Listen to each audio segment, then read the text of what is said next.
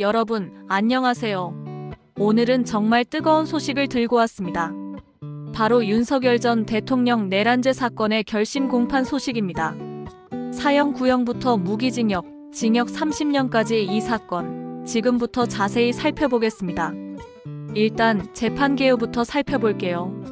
2026년 1월 13일 서울중앙지법에서 윤석열 전 대통령을 비롯해 김용현 전 국방부 장관, 노상원 전 방첩사령관 등 주요 피고인 8명이 모두 법정의 모습을 드러냈습니다.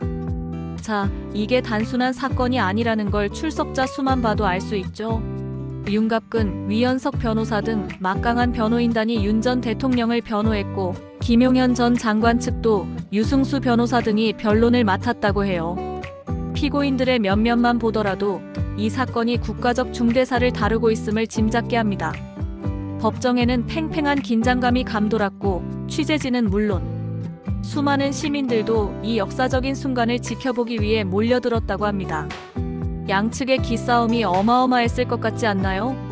자, 그럼 특검과 피고인 측의 주장을 한번 들어볼까요? 먼저 특검의 구형 소식부터 전해드리겠습니다. 조은석 특별검사팀은 수사팀 회의를 거쳐 직접 결정했다고 하는데요. 윤석열 전 대통령에게는 무려 사형을 구형했습니다. 맙소사, 내란 우두머리 혐의가 적용된 건데요. 특검은 이번 12.3 비상계엄을 반국가 활동으로 규정하고 헌법 질서 파괴 행위에 대한 엄중한 단죄가 필요하다고 강조했습니다.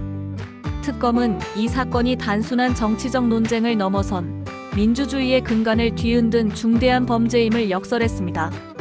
국민의 생존과 자유라는 헌법적 가치를 침해했으며 전두환, 노태우 내란 사건보다 더 엄정하게 단죄해서 대한민국 스스로 헌정 질서를 수호할 수 있음을 보여줘야 한다고 주장했죠.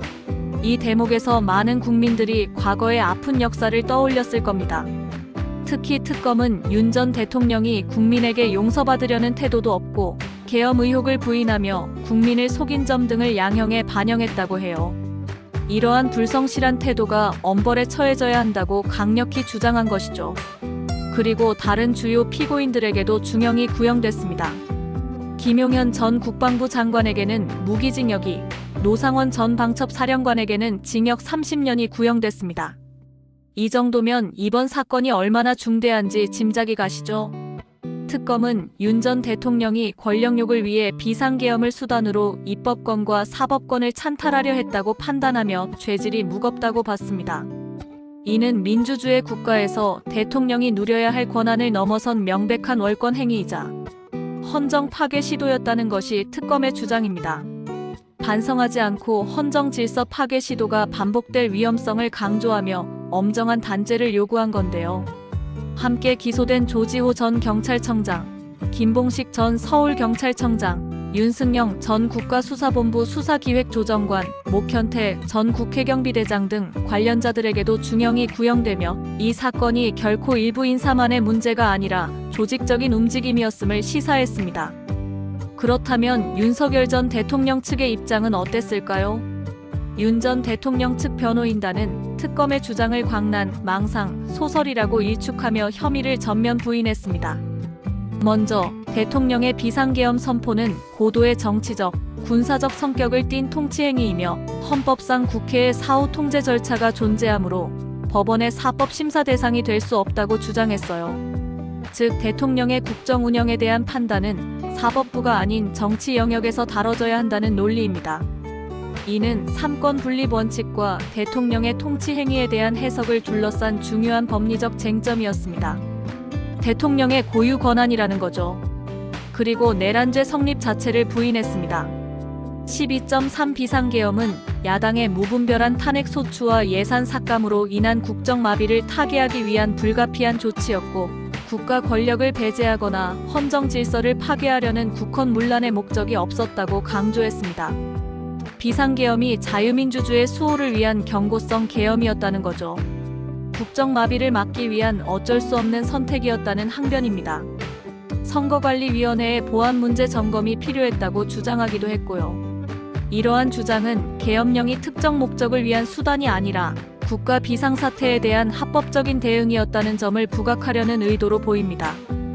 또한 변호인단은 공수처 및 특검 수사의 위법성도 강하게 지적했습니다. 공수처와 검찰의 내란죄 수사권이 없었고 위법한 영장 집행이 있었다는 겁니다. 수사기관의 절차적 정당성 자체에 문제를 제기하며 수사의 결과 또한 신뢰할 수 없다고 주장한 것이죠.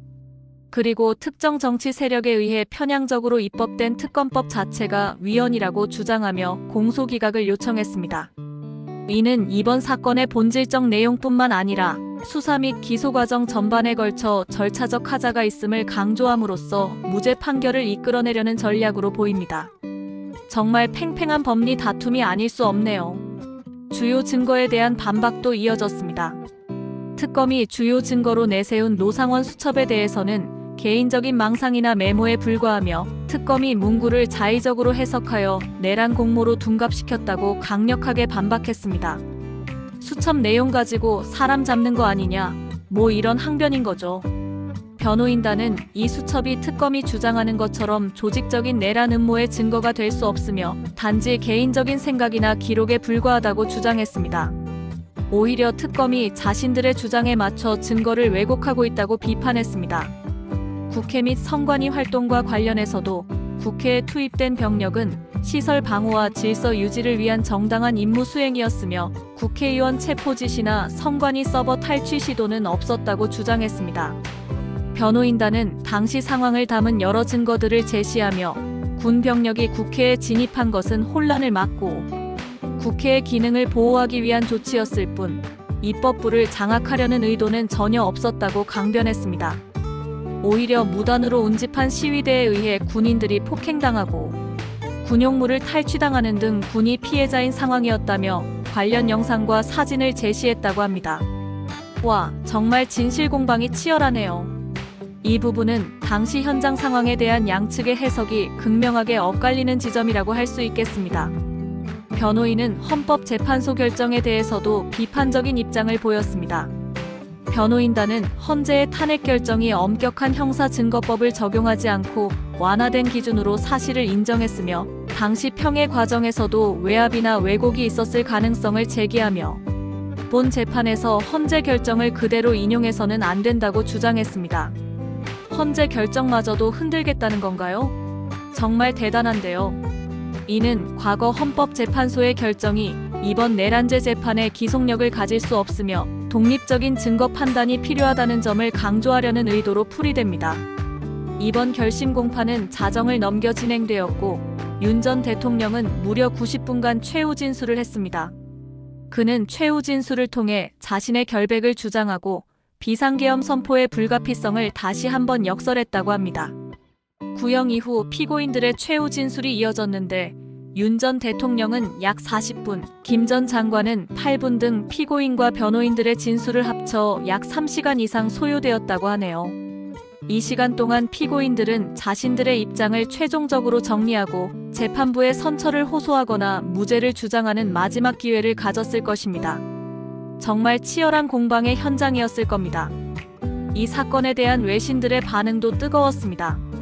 주요 외신들은 윤석열 전 대통령에 대한 사형 구형을 긴급뉴스로 보도하며 과거 전두환 사례와 비교하고 한국의 사형 집행 유예 상황을 언급하며 선고 결과에 주목하고 있다고 합니다. BBC, CNN 등 주요 외신들은 한국 현대사에서 전직 대통령이 다시 한번 내란죄로 기소되고 사형이 구형된 초유의 사태에 대해 깊은 관심을 보였습니다. 이는 한국의 민주주의가 또 다른 시험대에 올랐음을 의미하기도 합니다. 대한민국 역사에 기록될 만한 사건임에는 틀림없네요. 그렇다면 선고는 언제쯤 내려질까요? 재판장의 인사 예정일인 2월 23일과 설 연휴 등을 고려할 때 2월 중순, 가급적 2월 13일 전에 최종 선고가 내려질 가능성이 크다고 합니다. 1심 선고는 2026년 2월 19일 오후 3시에 예정되어 있다고 하니 이 날짜를 기억해 두시면 좋겠습니다. 이날 대한민국 국민들의 시선은 온통 법원으로 향할 것입니다. 과연 재판부가 어떤 판결을 내릴지, 그 결과는 대한민국 현대사에 또 어떤 의미를 남길지 초미의 관심사로 떠오르고 있습니다. 물론 재판 과정에서 있었던 다른 소식들도 있습니다. 2025년 3월 법원은 윤석열 전 대통령의 구속 취소 청구를 받아들였다고 하고요. 이는 법원이 윤 전 대통령의 구속 필요성을 재검토하여 판단한 결과인데 당시에도 상당한 논란이 있었습니다. 또한 개헌법 개정으로 인해 향후 유사시 내란죄가 아닌 개헌법 위반죄로 처벌될 수 있다는 점도 알아두시면 좋을 것 같습니다. 이는 이번 사건을 계기로 계엄령 발동에 대한 법적 규제가 더욱 강화되었음을 보여주는 중요한 변화입니다. 앞으로는 계엄령이 남용될 가능성을 줄이려는 제도적 장치가 마련된 것이죠. 자, 이렇게 윤석열 전 대통령 내란죄 사건의 결심 공판 내용을 쭉 한번 살펴봤습니다. 특검은 사형을 구형하며 헌정 질서 파괴에 대한 강력한 단죄를 요구했고, 변호인단은 통치행위, 국정 마비 타개를 위한 불가피한 조치였다며 무죄를 주장했습니다. 양측의 주장이 너무나 팽팽해서 어떤 결론이 나올지 정말 예측하기가 어렵네요. 이처럼 상반된 주장들이 첨예하게 대립하는 가운데 재판부의 현명한 판단이 요구되는 시점입니다. 이번 사건은 대한민국 사법 역사의 한 획을 그을 만한 중대한 사건이 될 것임이 분명합니다. 과연 재판부는 어떤 판단을 내릴까요? 그리고 이 판결이 앞으로 대한민국 사회에 어떤 영향을 미치게 될까요? 법원의 판결은 단순한 한 개인의 처벌을 넘어 대한민국의 민주주의와 헌법, 수호 원칙에 대한 중요한 메시지가 될 것입니다. 우리는 이 모든 과정을 숨죽여 지켜봐야 할 것 같습니다. 시청해주셔서 감사합니다. 구독, 좋아요 부탁드립니다.